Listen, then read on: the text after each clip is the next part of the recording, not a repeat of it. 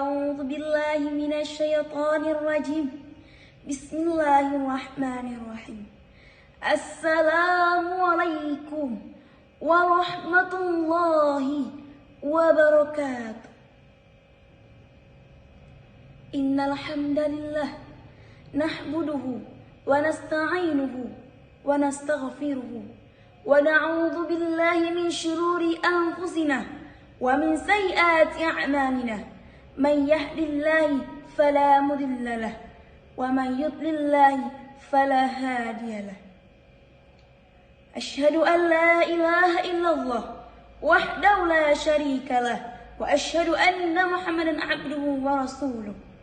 اللهم صل وسلم وبارك على سيدنا محمد وعلى آله وصحبه أجمعين. Amma ba'du. Hadirin pendengar media Ta'in Online dimanapun Anda berada. Penyesalan setelah orang mati. Setiap yang bernyawa pasti akan merasakan kematian. Tapi mati dengan cara apa yang tergantung kebiasaan dilakukan sebagai makhluk hidup di dunia.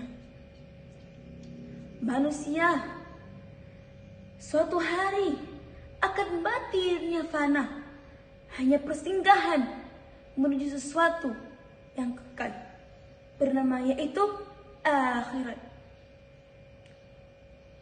Manusia akhir zaman dikatakan cinta dunia dan takut mati. Banyak yang belum menyadari dan melakukan persiapan sebelum kematian. Salah satu faktornya adalah kehidupan dunia yang menyenangkan. Allah Subhanahu wa taala berfirman dalam surah Al-Munafikun ayat 10. Artinya, infakkanlah sebagai dari apa yang telah kami anugerahkan kepadamu sebelum kematian datang kepada salah satu orang di antaramu. Lalu dia bertanya sambil menyesal, "Ya Tuhanku, sekiranya Engkau berkenan menunda kematianku, sedikit waktu lagi aku akan bersedekah dan aku termasuk orang-orang yang soleh." Sadaqallahul azim, sadaqallahul azim.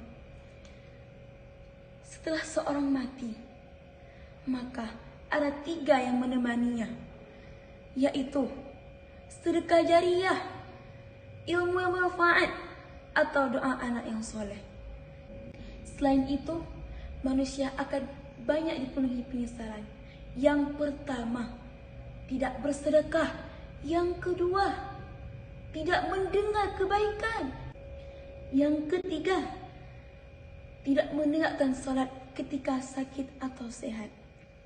Yang keempat, seseorang memutuskan tali silaturahmi. Yang kelima, tidak pernah berdakwah.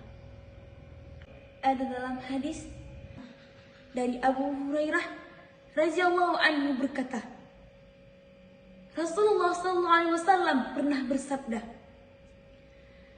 apabila anak Adam atau manusia telah meninggal, terputuslah semua amalnya kecuali 3 perkara seperti saya katakan tadi. Yang pertama, sedekah jariyah. Yang kedua, ilmu yang bermanfaat. Yang ketiga, anak soleh yang berdoa kepada orang tuanya. Hadis riwayat Muslim. Jadi, kesimpulan dari saya sampaikan bahwa semasa masih bernyawa di kandung badan, semasa masih Allah memberikan kesempatan, maka kita mari berbuat demikian. Karena kebaikan akan memberikan manfaat kepada kita, dimulai alam kubur sampai engkau bertemu dengan Allah.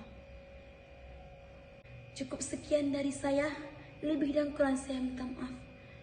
Wabillahi taufiq wal hidayah. Wassalamualaikum warahmatullahi wabarakatuh.